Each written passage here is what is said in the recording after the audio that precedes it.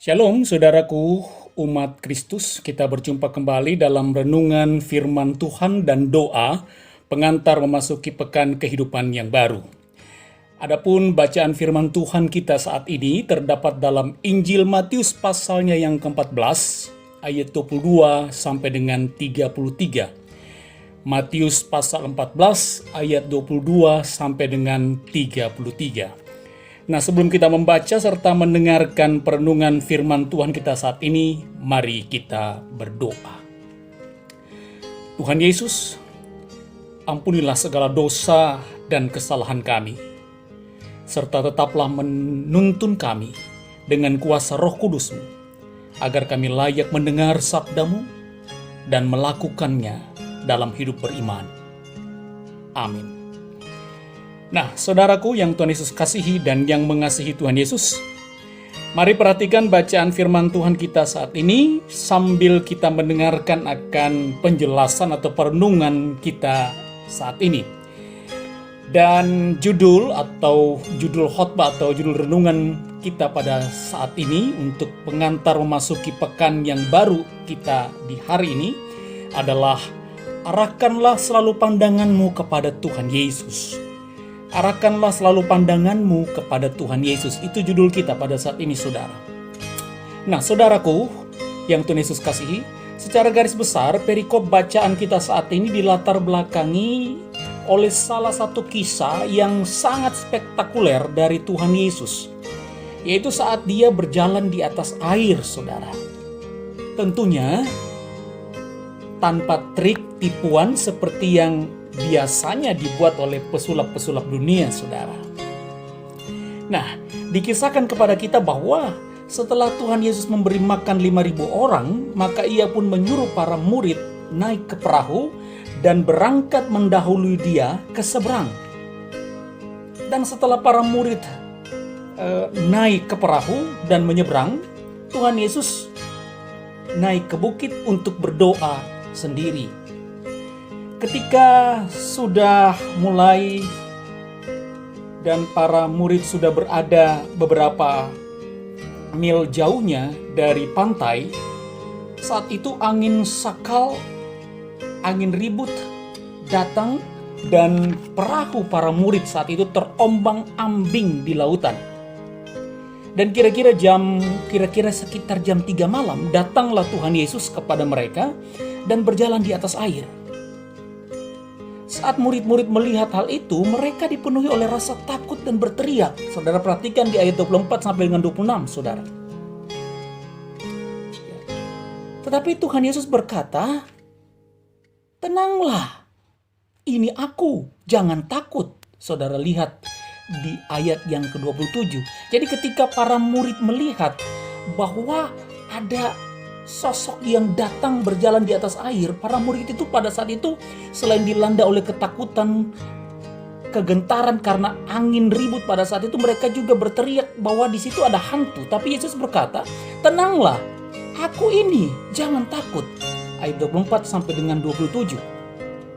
Nah, saudara mendengar akan suara Tuhan Yesus, maka Petrus pun berkata, "Tuhan, jika itu benar-benar Engkau, maka izinkanlah aku datang dan berjalan di atas air dan menghampirimu." Lalu Yesus menjawab, "Datanglah." Maka Petrus pun turun dari perahu lalu berjalan di atas air. Namun saat seluruh konsentrasinya berpaling dari Yesus, kemudian beralih kepada kencangnya tiupan angin, maka kembalilah Petrus dikuasai oleh rasa takut, saudara-saudara. Karena apa? Pandangannya pada saat itu, fokusnya pada saat itu tidak terarah kepada Tuhan Yesus. Perhatiannya hanya bertumpu pada kencangnya angin atau badai yang saat itu ada di sekitar dia.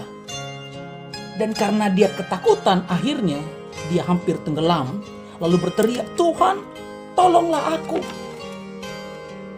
Dan Yesus pun segera meraih tangan Petrus dan berkata, "Hai kamu orang percaya, kenapa engkau bimbang? Kenapa engkau takut?" Saudara lihat di ayat yang ke-31. Itulah latar belakang dari bacaan firman Tuhan kita pada saat ini, saudara-saudara. Ya. Nah, saudaraku yang Tuhan Yesus kasihi, dalam perjalanan hidup kita atau dalam perjalanan hidup rumah tangga kita, tentu ada banyak angin pencobaan yang datang silih berganti. Dan jujur saudara-saudara, angin-angin pencobaan itu seringkali mencuri atau mengalihkan pandangan kita, pandangan iman percaya kita kepada Tuhan Yesus. Angin-angin pencobaan, angin-angin pergumulan tersebut terkadang secara sadar mencuri pandangan iman percaya kita yang tadinya hanya kepada Tuhan Yesus. Akhirnya saudara-saudara, badai pergumulan tersebut membuat kita begitu takut. Kita hidup penuh dengan ketakutan, bahkan nyaris musnah diterjang oleh angin-angin pencobaan atau angin pergumulan tersebut. Karena kita biarkan angin pencobaan atau angin pergumulan itu merubah fokus kita yang hanya melihat kepada Tuhan, lalu kita melihat kepada angin pergumulan tersebut.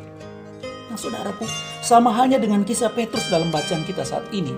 Ia sendiri yang meminta agar ia boleh menghampiri Tuhan Yesus dengan cara berjalan di atas air, ya toh? Lalu Yesus berkata, datanglah. Dan Petrus pun bisa berjalan di atas air. Dengan hanya mengarahkan matanya kepada Yesus, dia bisa berjalan di atas air. Tetapi saat angin sakal begitu kencang, fokus dari Petrus berubah, saudara. Ia tidak lagi berfokus pada Yesus. Dia panik. Dia ketakutan. Dia hanya berfokus pada kencangnya badai pada saat itu. Akibatnya apa? Dia hampir tenggelam. Dan Yesus pun menolongnya sambil berkata, hai kamu yang kurang percaya, mengapa engkau bimbang, mengapa engkau takut? Aku ada, aku ini ada. Saudara, coba seandainya Petrus hanya mengarahkan iman percayanya, mata rohaninya, dia hanya mengarahkan mata rohaninya pada Yesus, maka pasti dia tidak takut. Dan dia tidak nyaris tenggelam karena badai pada saat itu. Nah, saudara-saudaraku yang Tuhan Yesus kasihi dan yang mengasihi Tuhan Yesus. Satu kali ada seseorang yang baru belajar memanjat tebing, ya. Setelah beberapa bulan dia belajar teori bagaimana cara memanjat tebing, maka saatnya instruktur dari orang tersebut membawa dia untuk mempraktekkan teori-teori yang telah ia terima. Maka orang yang belajar panjat tebing ini diajak oleh instruktur untuk menuju ke sebuah tebing, saudara-saudara. Tapi yang terjadi, saudara, saat pria itu memulai memanjat tebing, lututnya bergetar hebat, saudara. Karena di kanannya ada tebing yang tinggi, di sisi kanannya maksudnya. Dan di sisi kirinya ada jurang yang dalam yang menganga, saudara-saudara. Semua alat pengaman sudah dia pakai, tetapi ia tetap saja takut dan tidak mau melangkah sebab matanya hanya tertuju pada jurang yang dalam di sisi kiri dia. Tiba-tiba sang instruktur itu berkata, tenanglah, atur pernafasanmu dan pandanglah, aku ada di depanmu. Aku ada di sini dan berjalanlah mengikuti aku. Lalu pria itu pun mengikuti saran instrukturnya dan dia berhasil, saudara. Nah, saudaraku, kekasih-kekasih Tuhan, hari ini Yesus meminta saudara dan saya hanya melihat kepadanya dengan mata iman kita, bukan kepada masalah-masalah yang pernah terjadi atau masalah-masalah yang ada di hadapan kita. Walaupun gelombang pencobaan begitu menggelora, angin-angin pergumulan bertiup begitu kencang, saudara.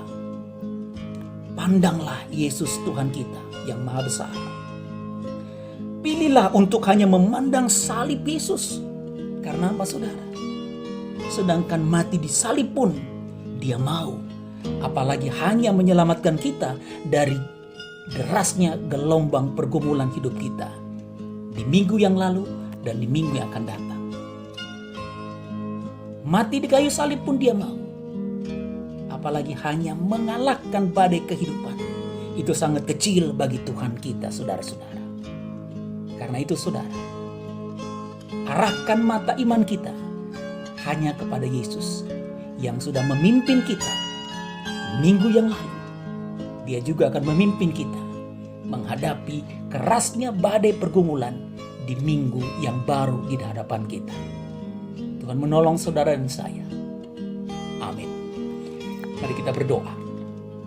Bapa Surgawi, Allah dan Tuhan kami di dalam Yesus Kristus, terima kasih atas penyertaan-Mu kepada kami pada minggu yang lalu. Di tengah derasnya badai pergumulan, kesusahan, sakit, penyakit, dan lain sebagainya, kami masih boleh hidup sampai dengan saat ini. Semua itu karena kuasa dan cinta-Mu bagi kami. Terima kasih Tuhan Yesus. Dan saat ini, ketika kami akan memasuki minggu kehidupan yang baru, kami tahu bahwa pasti ada badai kehidupan. Ada angin-angin pergumulan yang siap untuk menerjang kami. Tapi kami berjanji Tuhan, untuk selalu memilih memandang Engkau dengan mata iman kami. Percaya akan kuasa-Mu. Karena itu Tuhan, tolonglah kami agar kami mau tetap pada pilihan kami itu. Bapa di sorga, Yesus Juru Selamat kami, berkati dan sertai ketika kami harus berjuang dalam pekerjaan, dalam usaha kami. Berkati dan sertai kami ketika kami harus belajar untuk mengejar cita-cita dan harapan kami. Berkati dan sertai kami ketika kami harus berjuang, berobat untuk memulihkan sakit penyakit kami. Bahkan ketika kami berada dalam rumah tangga kami masing-masing, bersama dengan istri, bersama dengan suami kami masing-masing. Tuhan, berkati kami. Berkati kami ketika kami harus bersama-sama dengan anak-anak dan cucu-cucu kami masing-masing dalam rumah tangga kami, mengarungi kerasnya badai kehidupan. Bahkan ketika kami sedang bersekutu dan melayani, Tuhan tetap menyertai dan memberkati kami. Inilah doa kami ya Yesus, ampunilah dosa-dosa dan kesalahan kami. Di dalam nama Tuhan Yesus, kami sudah berdoa dan bersyukur. Haleluya. Amin.